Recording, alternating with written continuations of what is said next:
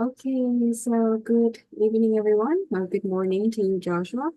Welcome to our webinar today, which is about post-Arctic and Antarctic wildlife photo editing.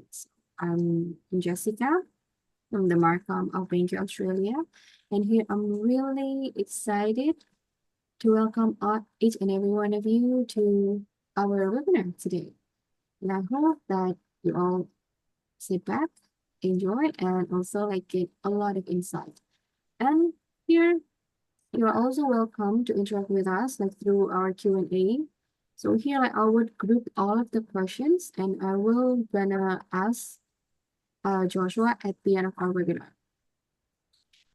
Okay, and I think all the time is yours now, Joshua. Okay. Good morning, good afternoon, good evening, wherever you might be. It's good morning for me. I'm actually still in Sweden at the moment. I'm leaving for Australia tomorrow. So I've had my morning coffee and I'm ready to go.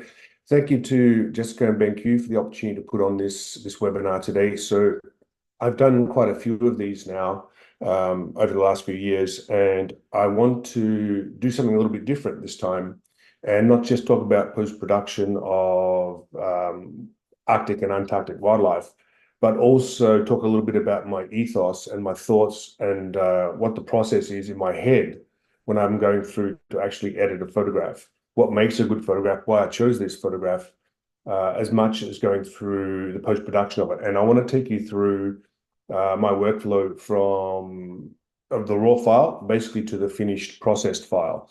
So we're going to do all of that. And I've got a few images here to take you through, and we'll do that process. I do want to talk just very briefly about the importance of color calibration for working on photographs on your computer. It is really the cornerstone of everything that we do as photographers to be working in a color managed environment. So what I mean by that is I personally don't like to work at all on laptop displays. Even when I'm in the field, all I'm doing is doing what I call collect assets. So I'm shooting my raw files, I'm collecting them, I'm downloading them, I am keywording them and sorting them, but I'm not actually doing any post-production. I save all of that until I get onto my home computer. Now, by the way, just in case anybody can't see my screen, it should be showing Adobe Lightroom Classic. If it's not, just pop your hand up in the questions and we'll try and fix that. But I think everybody can see it okay.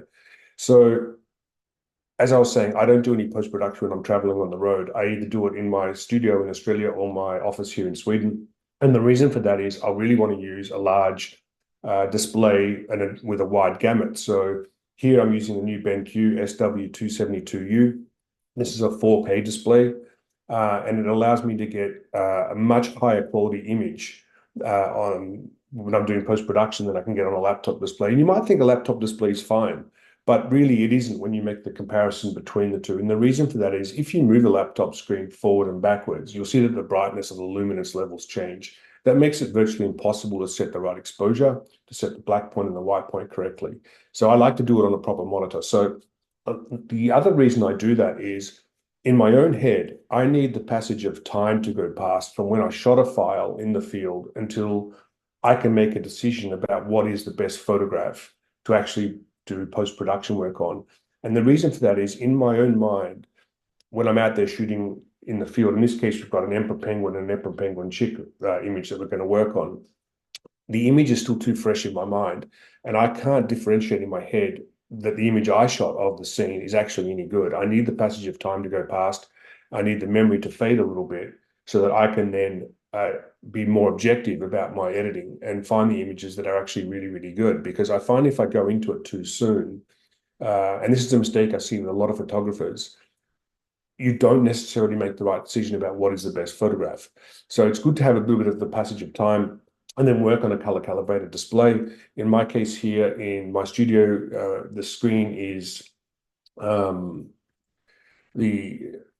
screen is calibrated to D6500, so 6500 degrees Kelvin, and as well as that, it is with a brightness of 100 candelas. So I don't want to get too technical on all that. It's not what we're here to talk about today, but I just want to make the point that it's a very important aspect of what it is that we do. So let's get into some actual color processing. Just going to move that out of the way so it's not in my way. And let's have a look at a photograph and talk about the workflow and why I chose this image. So here we have an image, a processed image of an emperor penguin and one of its chicks. This was photographed down on the sea ice and Antarctica, an area called the Weddell Sea. Gould Bay is the actual location. It's very, very deep in the Weddell Sea, region of Antarctica. So those of you who may have been to Antarctica and have been down the peninsula side, this is on the other side of the peninsula. And this is actually the world's most southerly emperor penguin colony in the world. It's a colony of around about 1,000 penguins.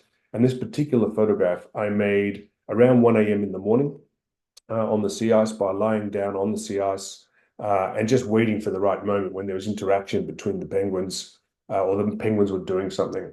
With wildlife photography, it's been my experience that the world doesn't need another head and shoulders shot of a penguin or a lion or any other animal. It's been done to death, and it's fine to do it still for those of us who want to do it.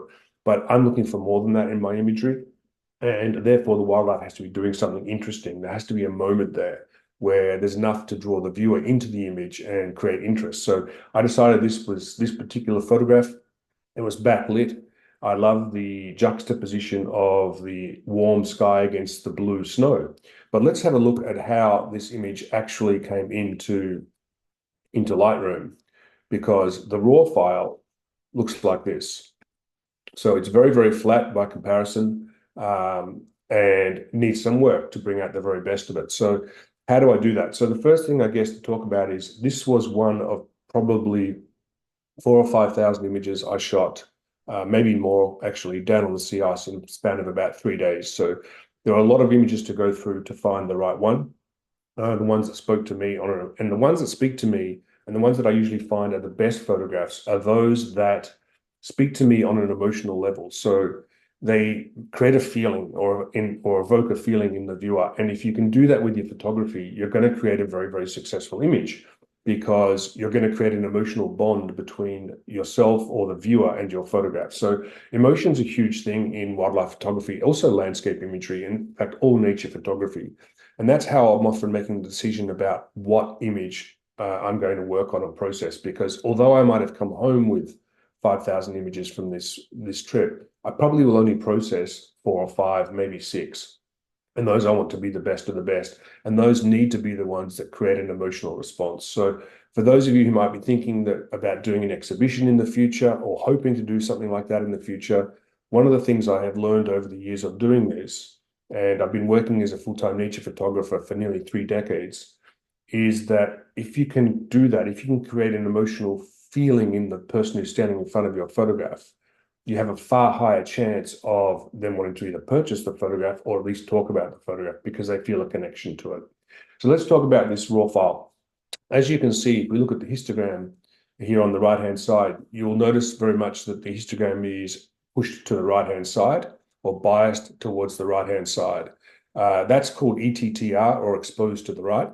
So what I have done here is push the exposure in camera over to the right in order to preserve, without clipping the highlights, that's very important, but in order to give myself the best possible signal to noise ratio. So the way sensors in cameras capture data, and it's important to understand this, is non-linear. What that means is the signal to noise ratio, or how clean the image is much better in the highlights than it is in the shadows. So if you underexpose your photograph by 3, 4 stops or even more, and then you have to lift the exposure in post-production, what you're effectively having to do is amplify the noise. And that is why you can make a ISO 400, 500 or 600 image, whatever, look bad if it's badly underexposed. So exposing to the right is actually extremely important to get the best out of your files. And if you expose to the right and you don't clip the highlights, as in this case, we can see there are no highlights clipped. If I turn on the clipping indicator here in the highlights, it doesn't show any clipping. You will get the best possible signal to noise ratio and the cleanest image. So this particular image was shot at ISO 400. It was shot on a 1DX Mark II, so a very, very clean camera at high ISO. So there is no real noise for us to deal with in this image in any case, but it's still a very good thing to do in the field, to always shoot to the right and bias towards the right. So that's something I always personally do, and something I teach on all my workshops as well. We always want to be shooting bias towards the right, and then we can correct it in post-production. So the other thing to say about that is, typically in my own school of thought as a nature photographer, I want to portray nature in the way nature really is. I don't want to create something in the computer that didn't exist in nature. It's really important to me, from an ethical perspective, that I am showing images that portray the natural environment. So what that means is that typically I don't need to do that much to my photograph if it's a good photograph. It's already a great photograph. All it needs is a few tweaks. And you'll see that as we go through the process now, that there isn't that much I do to my images. Once I've decided this is the photograph I want to work on, typically it doesn't need that much in the way of post-production, because hopefully it's already a good photograph. If it's not, I've made a bad selection and it's time to pick a new photograph to work on that. So here, as I said, we've exposed to the right. I'll just turn on both the clipping indicators. These are these little boxes up here on the right-hand side in the histogram. The shortcut key to turn those on and off is the J key, and they will actually show you when clipping occurs. As you can see there, I've just amped up the exposure to demonstrate how clipping occurs. So let me just reset that. And then what I'll do is, by the way, that also works for the blacks as well. You can see when black clipping occurs there in the blue. So obviously we don't want to have any clipping, but we want to have the maximum tonal range we possibly can in this image. So what I like to do, and this is my own workflow, typically in Lightroom, it doesn't matter in what order you choose to do things, because Lightroom will reorder them into the correct order when you go and render out a TIFF or a JPEG file. So you can jump around the develop panel anywhere you like. By the way, we're working in the latest version of Lightroom Classic here. It's 14.01, which just came out a few days ago. So it doesn't matter in what order we do things, but I'm going to start more or less at the top, and then I'll work my way down, jumping around a little bit here and there. So this is just how I go about doing this. There are many, many ways to do it, and Adobe gives us multiple ways to achieve the same effect often. So some of the things I'll show you today, there are multiple ways to do it, and I'll talk about those as well. So let's just set our black point to start with. That is going to be what is going to be the darkest part of the photograph, or where is going to be true black. And the easiest way to set that is actually, if you're on a Mac, you hold down the Option key. If you're on a PC, you can hold down the Alt key. And then if you drag the black slider down, you will see when clipping starts to occur. And then what I like to do is just bring that back just until I have the tiniest bit of black in my photograph. That's around about -30, something around there. So now I have set my black point, and I will do the same with my white point. I'll hold down the Option key or the Alt key if you're on a PC, and I'll just bring up the highlights, the whites, sorry, until I get some clipping, and then I'll just back it off until I have no clipping in the highlights, in the whites. Now I have set my black point and my white point. So those are going to be what is the darkest part of the photograph and what is the lightest part of the photograph going to be. That gives me my two endpoints. Now I can tweak this image with the highlights and shadows. I can also tweak it with exposure and contrast, by the way, if it needs some of that. There is a question that's come up about processing in HDR. I'm going to assume that this is meaning processing in the new HDR format that's up here in Lightroom, and not a multi-image composite.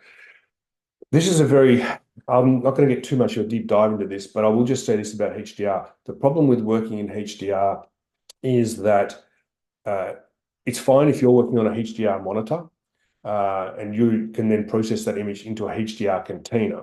The problem with HDR is if you're putting the image on the web, you are then putting it out into a world where you can't control what container people are looking at this image in. And most of the world is not even operating in 4K, let alone HDR displays. So HDR has a very limited use, in my opinion, at the moment. I don't use it for that reason, because if you process an image into the HDR container and then you put it out on the web and someone looks at it in a non-HDR container, which is what most people will be looking at it in, or in a non-HDR enabled browser even, they are not going to see the image as you intended. So be a little bit careful with that. HDR, for those of you who don't know, is basically a extended dynamic range. So you pick up some additional dynamic range in the highlights. It can be useful in certain situations, but we're not going to dive into it today. Just for those reasons I mentioned, is that out there in the internet land, most of the people who'll be looking at any image you put online, certainly in social media, are not going to see it properly displayed in a HDR container. So be a little bit careful with HDR. If you want to know more about that, just jump onto Google and have a bit of a research around. It's still very, very new.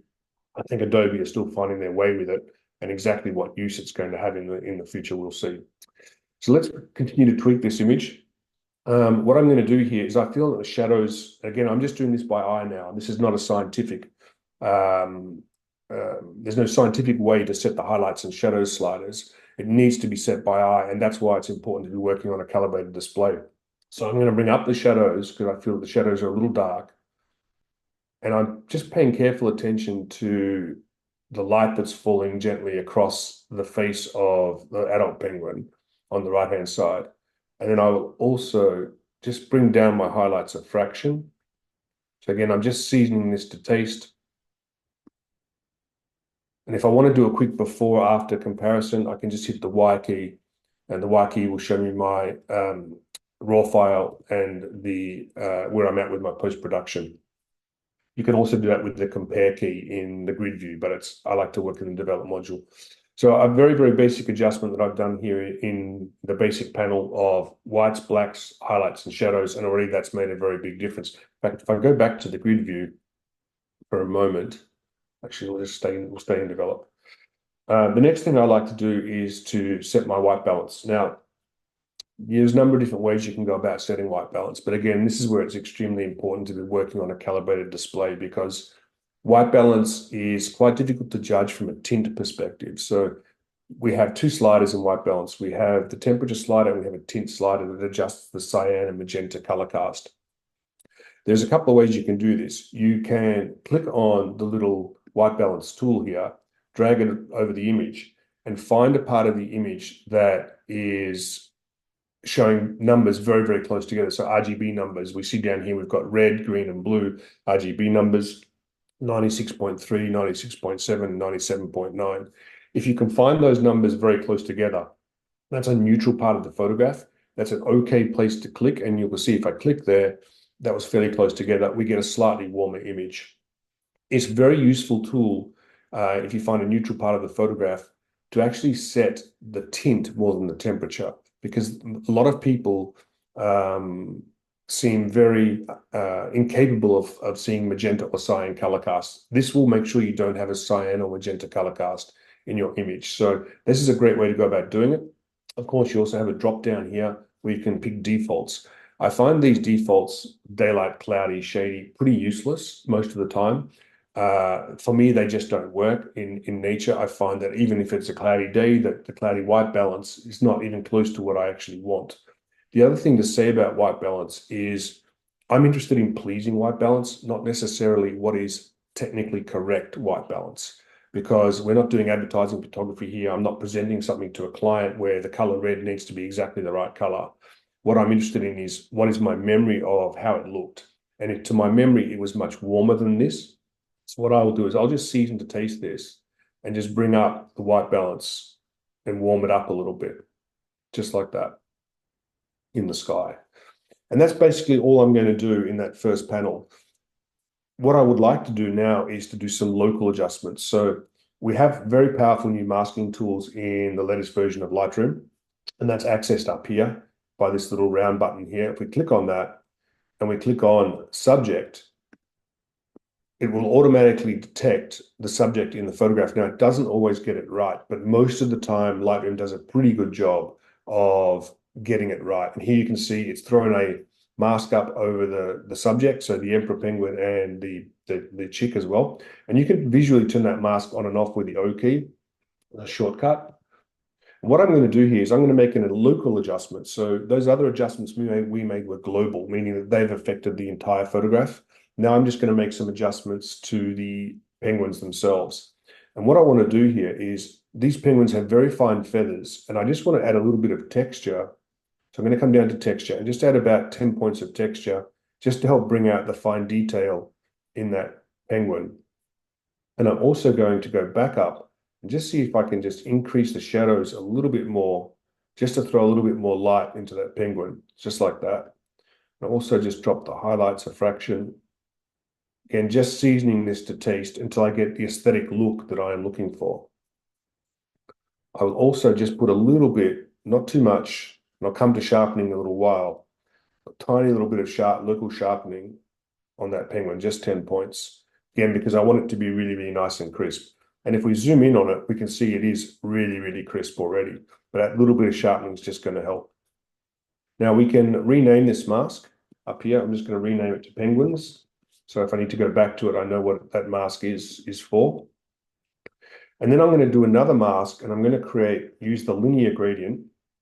Now the shortcut key for the linear gradient is the M key. You can also access it through the Create New Mask button. And I'm just going to bring down a linear gradient like this.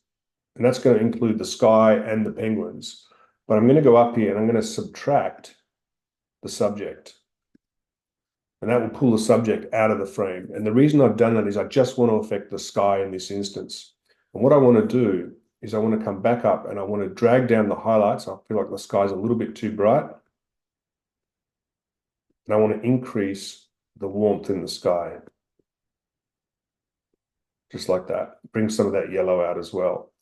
Just so, and I didn't want to do that and affect the penguins as well. I'm just making an adjustment here that brings back that warm color of when I photographed these penguins. Now, the interesting thing was, and this is what's really important about wildlife photography, is the background is actually more important than the subject in many ways in wildlife photography. So when I saw these two penguins that were away from the colony, one of the decisions I made was, and one of the things I thought about was, which direction do I want to photograph these penguins? Because if I had photographed them from the side, I would not have this beautiful warm light in the background. And that really helps make the photograph, the juxtaposition of the yellow warm light against the cool blue of the snow and ice. So I'm always thinking about background when I'm photographing wildlife, and I'm always choosing my position of where I want to photograph, not based on the wildlife, but based on what the background behind the subject is.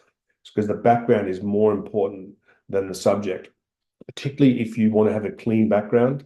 Quite often, when I'm out photographing in the field with wildlife, it doesn't matter what it is, whether it's penguins, polar bears, Pallas cat, whatever it might be, I'm choosing where I'm going to shoot from based on the background that is available to me.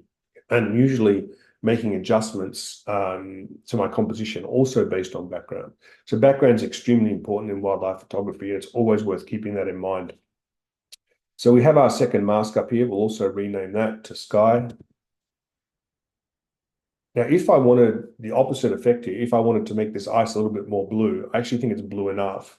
I love the subtle tonalities that are in this blue ice. I could use the same approach here, drag a gradient up from the bottom in the same way, like this. Take the subject out again, so we're not affecting the subject, and then just cool down that blue ice. Maybe I will actually do that, but just a couple of points, just like that. Yellow and blue are complementary colors, so they work extremely well together. So understanding color, I think, is an extremely important part of photography in general. It doesn't matter whether you're a nature photographer or whether you're doing advertising or fashion, it doesn't really matter. But understanding when colors work well together and when they don't, I think is extremely important. So blue and yellow do work together very well. They are complementary colors. So in this instance, because we have a very simple color palette, it's a monochromatic color palette in many ways, it's only blue and yellow. That always helps a photograph a lot if you can have a very simple color palette. Simple almost always wins in photography. What a lot of people who are new to photography fail to understand is that it's actually a subtractive process. It's not an additive one.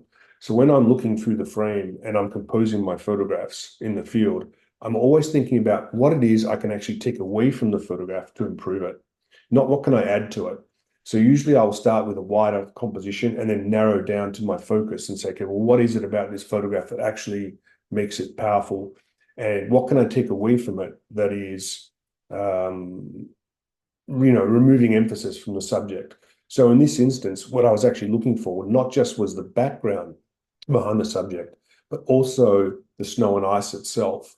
I wanted a very soft foreground. So this was a 400mm lens. It was shot at f3.2 on an f400 2.8, so almost wide open. Because again, I wanted that very soft snow effect, and I wanted these lines, these horizontal lines going through the ice as well. So that's also something to keep in mind as well when you're composing your images. What can you take out of the frame that's actually going to make the image stronger and make it simpler? Because as I said, simple always wins in photography, or almost always. So let's close up our masks for now. We're done with masks, and just come further down to the presence tab. So we have texture, clarity, and dehaze here. Now, just because Adobe gives us a tool, or we have a tool at our disposal, doesn't necessarily mean that we need to use it. And it's important to understand when you should use each tool and when you should not. So in this particular case, we've already added a little bit of texture locally to the penguins. I don't want to add any texture to the snow and ice because I want it to be soft in the foreground. I want the emphasis to be the penguins. I want that to be where the eye is drawn. Same applies for clarity and dehaze. The problem I have with clarity is clarity can very, very quickly destroy your photograph because of what's going on under the hood with that slider. It's similar to a high pass effect in Photoshop. The problem with clarity is as you ramp up the clarity slider, the higher and higher numbers, what it does is it darkens the dark side of edges and lightens the light side of it. So if we look at this penguin edge here, where we've got a very dark feathers and very light sky behind, what clarity will actually do is darken this side and lighten that side. And it will do it, as you ramp up the slider, it will do it 2, 3, 4, 5, 10 pixels more and get wider and wider. And what that does is actually destroy fine detail in your image. And in instances like this, where we have beautiful fine detail in the feathers of this penguin, we want to preserve that. We don't want to lose it. So I tend to be very judicious with my use of clarity. I don't use it very often. I really only use it if there's a need for it. And in this case, there's certainly no need for it. And the same applies to dehaze as well. If you look at it, a scene in nature with distant mountains, you'll almost always see that those mountains are a little hazy. And that's just because of all the air molecules that are between your eye and the distant mountains. Dehaze can remove that. The problem with doing that is that it then makes the photograph look very, very unnatural because that's not how we naturally see images or see the world. The world just gets hazier as you're looking at things further away. So I think you need to be very careful with those two sliders, clarity and dehaze. They're probably the most abused sliders that I see in Lightroom, Camera Raw. And they're the ones that are usually used most by people who are new to photography because they're still looking for huge amounts of punch in their image. And that's not necessarily what you want. Subtlety goes a long way, in my experience. So just be careful with those particular sliders. Underneath those, we have the vibrance and saturation sliders. Now, both of these are global adjustments, meaning they are going to affect the entire image, but they do it differently. Saturation will increase the saturation of all colors equally. So it would increase the saturation in this image of the blue and the yellow, and any other color that might happen to be in the image. Vibrance works differently to that. Vibrance will look at what are the most desaturated colors in that image and try and saturate those first. So if we bring up the vibrance slider, and I'll overcook this just deliberately, you can see it's really bringing up the saturation in the blues and the yellows because that's all basically there is in this image. So I will apply a little bit of vibrance because I think it's adding some nice color, but I won't overdo the effect. I like to typically go too far with the slider and then bring it back to where it looks right to me. Always keeping in mind that less is more, and that we need to keep in mind what the story is that we're trying to tell with our photograph. And that's extremely important. As a wildlife nature photographer, what is the story that I'm trying to tell with this image? Well, obviously the story is about a single adult emperor penguin with its chick brooding over its chick on the sea ice in beautiful light. We don't know where the rest of the colony is. We don't know any of that information. It's simply distilled down to its basic essence in this photograph. Underneath this, excuse me, we have the tone curve. Now, the tone curve is the tool we used to have. We used to not have highlights, shadows, whites, and blacks like we had up here. We only had a tone curve. So the tone curve is the historical way that you would set a white point, a black point, and you would adjust the contrast in the image by dropping points on the curve. and adjusting the curve. Excuse me. Now, personally, I find it much easier to do this with the sliders that Adobe gives us. But if you're of the old school and you prefer to work on a tone curve, you can make those adjustments here as well. You simply drop points on the curve and you adjust the curve up and down. But we've already set our white point, our black point, our shadows, our highlights. We don't need to do that again. So let's come down to the color mixer. And the color mixer is an interesting one because I like to work in HSL, or what they call hue, saturation, and luminance. And that gives me individual control over the colors in the photograph. So if we click on this little button here is called the targeted adjustment tool. If we click on that and we roll it over the image, it will actually highlight in the mixer what color that is. And here we can see it's highlighted yellow, and here we can see it will be blue. Why is that important? Because you can click then on the image and you can drag up to increase saturation or to decrease saturation. And what's interesting here is we can actually see as I increase it, there's actually some orange in there as well as yellow. So that's important to know. If I had just saturated yellow by dragging on the slider like this, I am missing out on those oranges that are in the image. So from a tonality perspective, getting the best tonalities that you can in this sky, it's better to use the targeted adjustment tool and make your adjustments here like this. In this case, I'm pretty happy. I'm going to make a very subtle adjustment like that, just a little bit more saturation. I could also adjust the hue here and send this just a fraction more orange. That was actually how I remembered it, just a tiny bit like that. And the same goes for the blues. I'll just come down to the blues. I'm happy with the level of saturation. Am I happy? No, I want a little bit more. Just a few more points like that. And by the way, you can also adjust the luminance, the brightness levels of individual colors this way. So if the blue was too dark, I could lighten it up here just by bringing up the luminance level of that blue. So this is a very powerful way to have control over individual colors in your photographs. So I like to work in this a lot whenever I'm making color adjustments. Now we have a new tool in here called point color. Point color is similar but different. You can use the eyedropper here, click on an area, and then you are going to affect an area based on this slider here called range. So if I increase that range, it will show what colors it's actually going to affect, or you can narrow that range. For me, I don't like to work this way. The reason is I have found working with point color often creates very hard edges or very harsh tonal gradations in color where colors meet. So for example, what I mean by that, where the yellow and blue meet, if I make a very serious adjustment to the saturation or luminance there using point color, I can often get banding or very hard gradations, which I don't like. I love soft tonalities in my work, so I prefer to work in the mix-up. Now, there is a time and a place for point color. I just don't feel that it's in this particular image. So let's put that aside, the color mixer aside, because that's all the color adjustments I want to make, and come down to the detail panel, because I want to talk a little bit about sharpening. There is another panel above that called color grading. Color grading is mostly used in video, although you can certainly use it in still images as well. It just gives you another way to adjust the color in your photograph. Remember, I said Adobe gives us multiple ways to achieve the same thing. So if you don't like working up here in the HSL panel, you can come down, and maybe you're a video person and you're used to color grading or the way color grading works in something like Adobe Premiere or Final Cut, then you can certainly use color grading in Lightroom. Let's talk about sharpening. The sharpening is extremely misunderstood in post-production. The first thing to say about the sharpening is that sharpening in the digital domain, and this works the same on your OLED TV, it works the same on your LED TV, it works the same on your photo monitor, your laptop, it all works the same.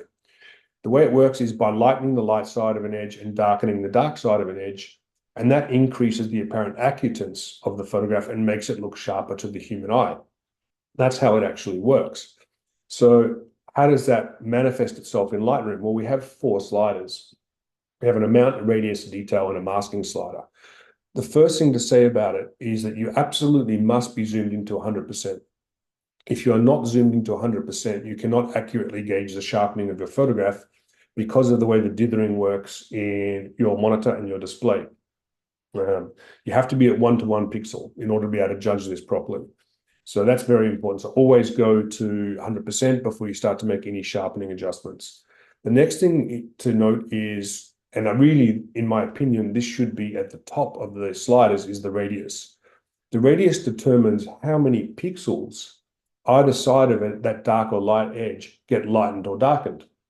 So the default radius is 1 pixel, which is, I agree with Adobe, that's a very good starting point. However, you can refine this for every single photograph that you do. So if you have a photograph that has a lot of high frequency information, that is a lot of fine textural detail, like we do here in these penguins. We've got very fine textural detail in these, the chick's feathers and the adult's feathers. The rest of the image, no, we don't. But where we want the sharpening, we have a lot of high frequency information or fine textural detail. You actually want to have a lower radius, so a radius of less than 1 pixel. If you are working on an image where you were perhaps doing a modeling shoot and you wanted to have very soft skin on the model, you would perhaps work with a higher radius where you don't want to have all the pores of the skin sharpened necessarily. But in this case, we do. So if you hold down the Option key or the Alt key again, you can actually see this. In this case, I'm actually going to drop the radius down to about 0.7. And hopefully, I don't know whether that translates well on video, whether you can see that, but you can experiment in your own time on Lightroom and you'll actually be able to see that radius. Once I've set the radius correctly, then I can set the amount. Now, the default is 40. Sharpening is applied only to the luminance channel, not to the color information in the image. So if you hold down the Option or the Alt key on a PC, it will actually show you the image in black and white. And the reason it does that is because that sharpening is being applied only to the luminance channel, it gives you a better gauge. You can see more clearly when is the right amount of sharpening to apply. Because obviously you don't want to have visible halos at 1:1 when you've sharpened the image. So I'm going to sharpen this image now, and I'm just going to bring up the sharpening to about 55. So not that much. And the reason for that is because it was already very sharp. It was shot with a very sharp lens. The image was shot with the right depth of field to get both subjects very, very sharp. You can see actually here from the depth of field perspective, this was shot at f3.2. So on a 400mm 2.8 lens, this close to the subject, depth of field is extremely narrow, probably not much more than a couple of inches. And you can see here that the penguin chick and the adult's head are both tack sharp, but the distant end of the flipper on the adult is actually a little soft. I'm okay with that. That was a creative decision that I made in the field. I knew that would be the case because I want to draw the eye to the penguins' heads and the penguins' eyes. That's where I want the focus to be. So we've set the amount, we've set our radius. What about detail? The detail slide is an interesting one because it has different effects depending on where you drag it. So at its default of 25 is where you should leave it if you have set the amount correctly and if you have set your radius correctly, and if the image is sharp and looks good. There's no reason to change the detail slider. What the detail slider actually is a sort of deconvolution sharpening. It's similar to the de-blur filter in Photoshop. As you increase the detail slider, it will attempt to de-blur parts of the photograph. Now, there's no free lunch with this. So as you bring it up, you can start to create halos and artifacts in the image. So that's why I say if you have set your sharpening radius correctly and your amount correctly, and the image is sharp and looks good, you don't need to play with the detail slider. You can just leave it where it is.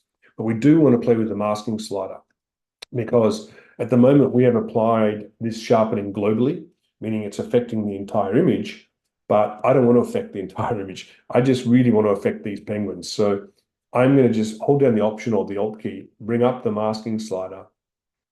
And as you bring up the masking slider, you will see parts of the image start to go black. Those parts are no longer receiving any sharpening. Okay. As you bring it up further and further, you can see less and less of the image is having sharpening applied.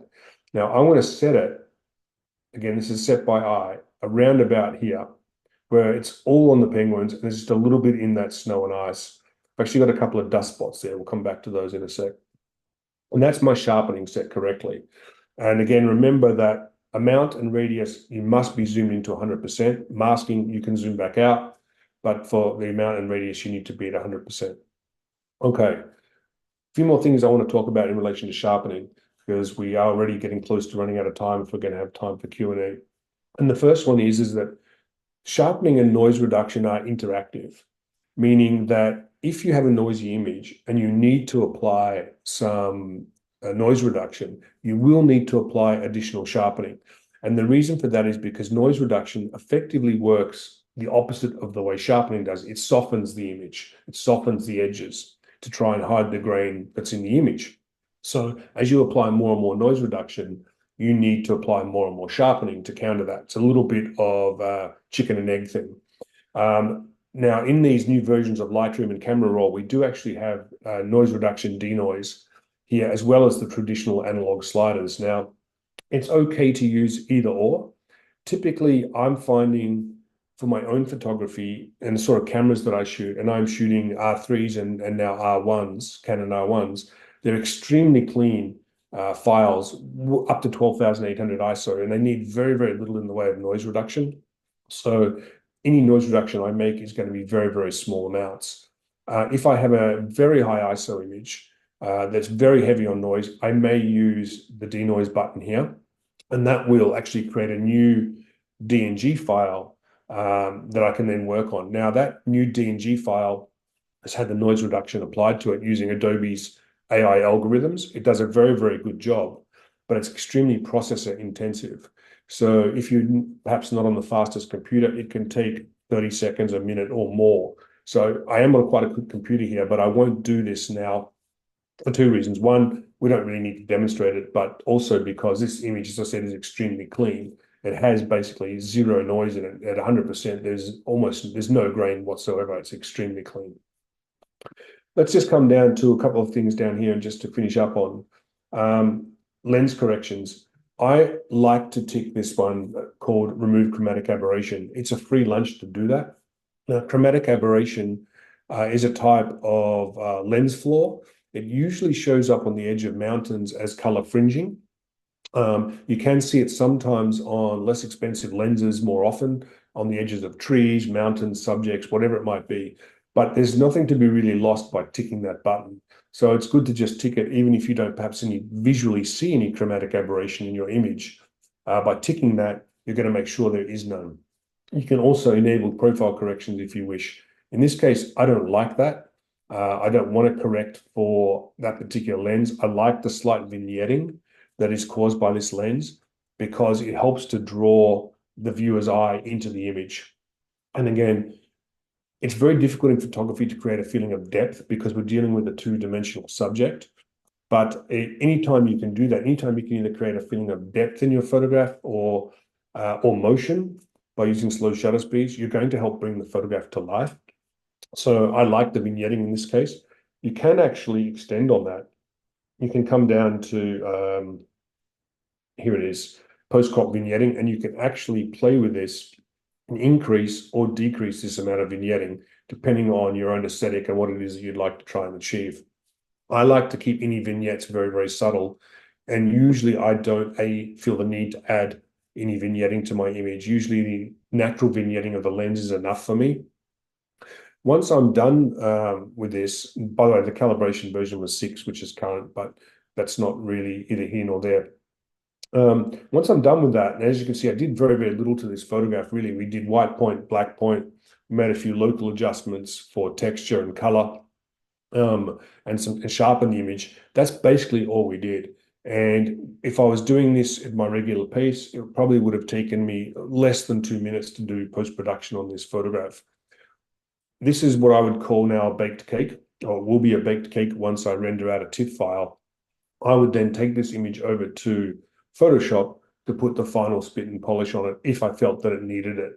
And what I mean by that is maybe I would like to try and play with the highlights a little bit more if I wanted more highlight detail. But if I look at this particular part of the penguin here, and I don't know whether you can see it or not on your displays, but the highlights here still have very, very fine detail in them right up to the very brightest whites. And that's extremely important. We don't want to have blown out areas in our penguin feathers or in any whites. Doesn't really matter what the subject is, whether it's snowy owls, polar bears, or your dog or your cat, whatever it might be. You always want to make sure that in the animal's fur that you're having detail in the highlights. That's extremely important because again, it helps create depth in the image. and helps make the image feel like it is a real representation of nature. So that's pretty much my workflow for this type of photograph. As I said, I generally prefer to work on images that have a monochromatic color palette. And because I spend so much time shooting in the polar regions in Antarctica and the Arctic, I'm blessed to be able to work with images that generally do have a very monochromatic color palette. Having said that, you can do this anywhere in the world. I've done this in Australia in winter's mornings with kangaroos in misty fields, and it can be done here in Sweden and, of course, anywhere else as well. So that's something to keep in mind as well. Remember that simple wins with photography. That's always a good approach. Let's just go back to the grid view. Actually, we'll go back to develop, and we'll just do a quick before and after so you can see where we came from and where we ended up. I've just gone into lights out mode here. The shortcut key for that in Lightroom is L, or L for lights out. And you can see there that the adjustments have been fairly subtle. We haven't really done that much to the image. It was already a good image to begin with. And that typically for me would be my finished workflow. I'll now render out a TIFF file, and that TIFF file would be my finished master file. Then I can make a JPEG or something like that if I need that as well. And actually, we'll just talk about that for a moment.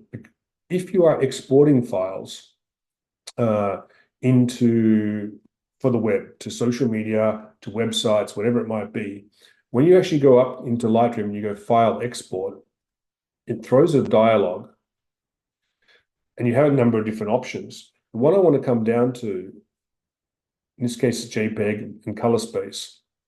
So the color space is going to be sRGB, which is a very small color space, or the color space of the web. What I want to come down to and talk about is output sharpening.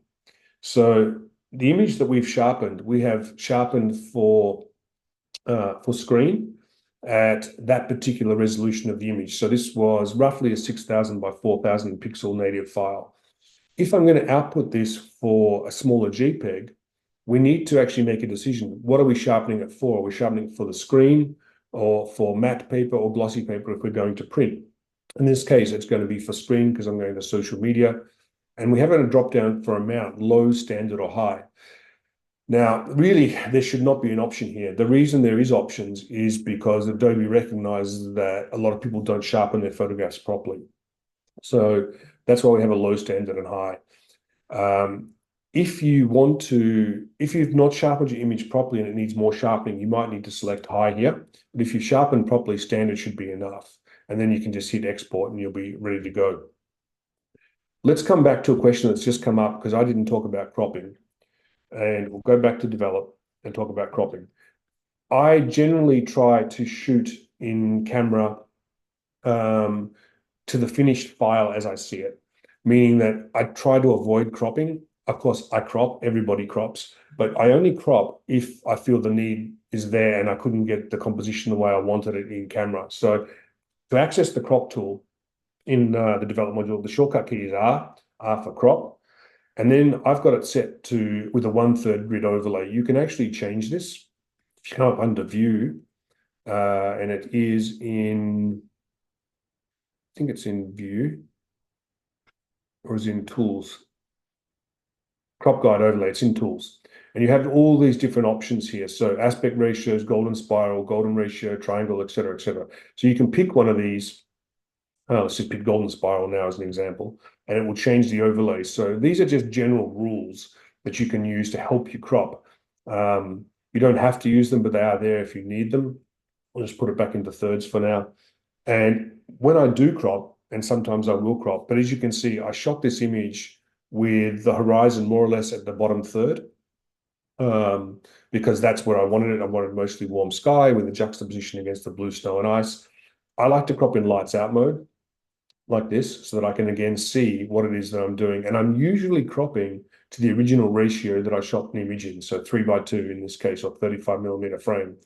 If you need to change that, you can come up here and unlock this padlock, and you can then crop freely as you might need to, if you wanted to crop this to a square image or a vertical or something like that. But as I said, generally, if I am cropping, it's only a very slight refinement to my original framing in camera, unless I couldn't get it right in camera. And I guess that brings me to the topic very quickly of megapixels. and it's worth taking a moment to talk about this because it's really misunderstood, is that this was shot with a 24 megapixel camera. And today I still shoot with 24 megapixel cameras. And the reason for that is it's enough. It's actually more than enough for what it is that I do with my images. More pixels for me would just be a storage headache. It slows down the computer, but it doesn't actually offer me any benefit. In fact, it causes more problems than it solves for me because more pixels means more noise at a given ISO. So on something like the new Canon EOS R1, I can shoot that camera at 12,800 and get an extremely clean image, and it's a 24 megapixel camera. If I compare that to my R5 Mark II, which is a 45 megapixel camera, it's a 2 or 3 stop difference in noise between those two cameras. And that makes a huge difference for me because quite often I'm shooting in low light at very high ISO, and my best photographs are usually made in that situation. So I need very good and want very good high ISO performance. So 24 megapixels is enough for me in that regard. But more importantly, it's enough for anything on the web. In fact, it's about 10 times more than you need for anything on the web. If you're putting out images out to social media, you don't need any more than 2 megapixels. If you're putting them on a 4K website, you don't need any more than about 8 megapixels. So anything on the internet, you certainly don't need more than 10 at the most. And if you're going to print, I'm regularly making prints as large as 40 by 60 inches from 24 megapixel files. And it's more than enough to make a beautiful fine art print. More would just be a storage headache. The real argument for high megapixel cameras is cropping power.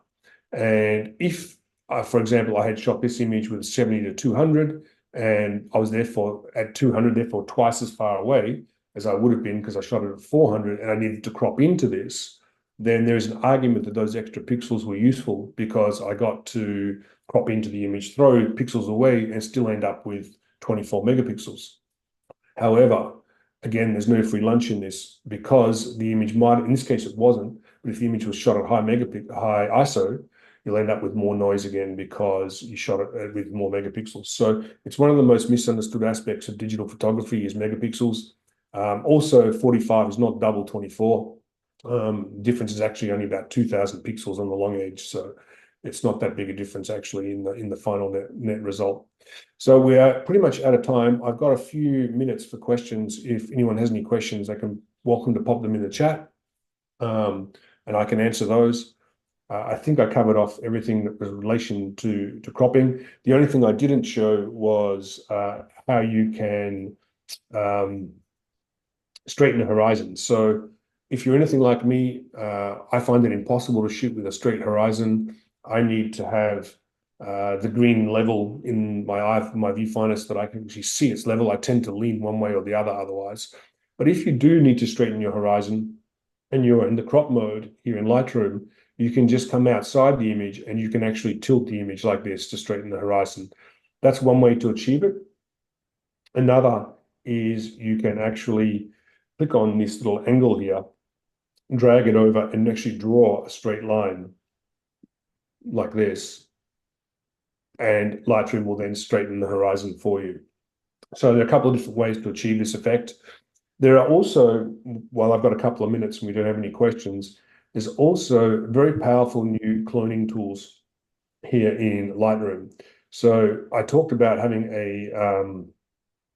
a dust spot. So if I hit the Q key, that gets me into this cloning area and I can remove my dust spots. We have the option to visualize spots here, and you can just season this to taste.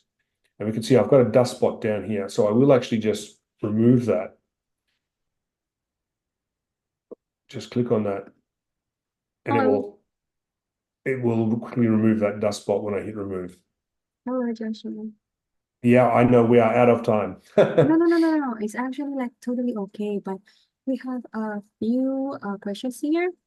Like the first Sure. one, coming from Andrew Cole. Like, hello, Joshua. I'm reading a lot more about HDR monitors. Do you have an opinion on them? Thanks. Yeah. Yes, I do. I do think they have their place. I think the technology is still very, very new for still photography, meaning the use for them in real world applications is minimal because any image that's processed into a HDR color space can't be printed that way because there is no such thing as a HDR printer.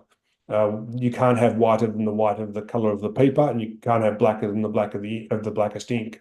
So there's certainly no application in terms of printing. The application in HDR monitors, I think personally, is more in the video world, where 4K UHD DVD is a good example that comes out in HDR, and you can look at movies this way and have a very extended dynamic range, particularly in the highlights. So I feel that HDR monitors are more useful in video than stills at the moment. That may change in the future, but it's going to take the world a long time to catch on to HDR, and for the vast majority of the world to be looking at images in a HDR color space. Sorry, in a HDR container, not color space. Keeping in mind that the majority of people out there in the world who are looking at photographs, be it directly on a website or through social media, are looking at them on monitors that are not even 4K, let alone HDR. So it's bleeding edge technology. It is interesting and useful, but I don't personally see much of a case for it in stills photography at present. That will change in time, but I certainly wouldn't buy a monitor today because it was HDR enabled, unless I was planning to use that display for watching HDR enabled movies. Because I just don't think processing images into a HDR container at the moment is all that useful. It can be useful if you are, if I'm sitting around a workshop and I'm working on an Apple XDR display, which is a HDR monitor, and I'm processing an image into a HDR container to demonstrate how it can differ from a non-HDR contained image side by side to somebody, it can be useful. But I think at the moment it's more of what's the word I'm looking for? It's more interesting than actually having any real world application. But it's certainly an interesting topic to watch this space on. Mm. Okay, okay. So great. Thank you for the question and answer. And actually, like maybe it's a little bit questions from Android is actually like a train that's like following up, then the processing in HDR, and then not that is image needs, but do you crop generally?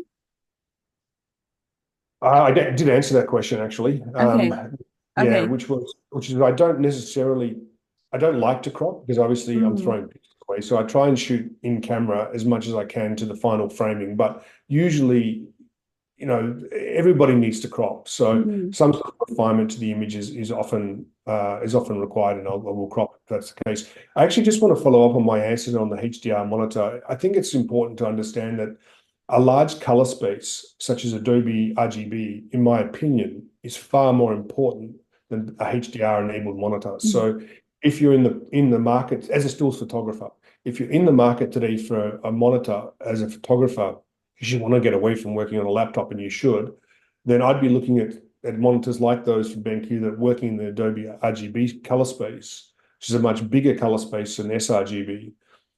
That's going to give you a much better result than a HDR monitor, where no one else can see the result of those processed images because they're not looking at the image on a HDR monitor. By the way, one other really confusing thing about HDR monitors is not everybody calls it by the same thing. mm, Apple call it XDR, BenQ call it HDR, and it's called different things by different companies, and it's the same effective technology. It's still evolving, even in Hollywood at the moment. mm. How movies are mastered in 4K in a HDR container is varying from disc to disc. So I think the standards are still being finalized, and I just would watch that space carefully. Okay. Okay, like actually like we also like quite running out of time and we still have a few questions. Is it okay like if you answer one more question Of and course, then yeah, of after course. that like I will just email the rest and also share with our attendees. Would that be all right? Yeah, of course. I'm more than Okay. happy to answer questions. And people can just contact me as well afterwards as well. If they think of a question, I'm happy to take them on email later. Okay, so there's like one from Rob. It's like a reminder. Were you going to cover off the dust spots? Yes, I did at the end. I went quickly into Lightroom, and actually the way you access it is through the Q key. So if you hit Q when you're in Lightroom, that will bring up um, this panel here, and you can then just click on, and you can make the eraser bigger or smaller with a square bracket key. to actually erase dust spots, and you can actually remove that with visualize spots too. So yeah, we did cover off quickly. Okay. Okay, great answer and also a great insight. And I hope like everyone, you can also like gain a lot of insight. And please also fill the questionnaires because we are also gonna give you the free coupon if you're willing to purchase one of the HDR monitor, like what Joshua mentioned before, like our SW242Q. We're gonna give you a free shading heat coupon if you're done with the questionnaire. So please answer the questionnaires, and it will also you can click directly on the chat, or you can wait. We will also send it to you through email. So I think like we are in the end of the session, and I hope to see every one of you by the next webinar, which is like in the November 14th. You're all still welcome to join. So thank you, Joshua, and thank you everyone for your time. See you on the next webinar. Thanks, thank you. Bye bye. Thanks all. Bye bye. Thank you, everyone.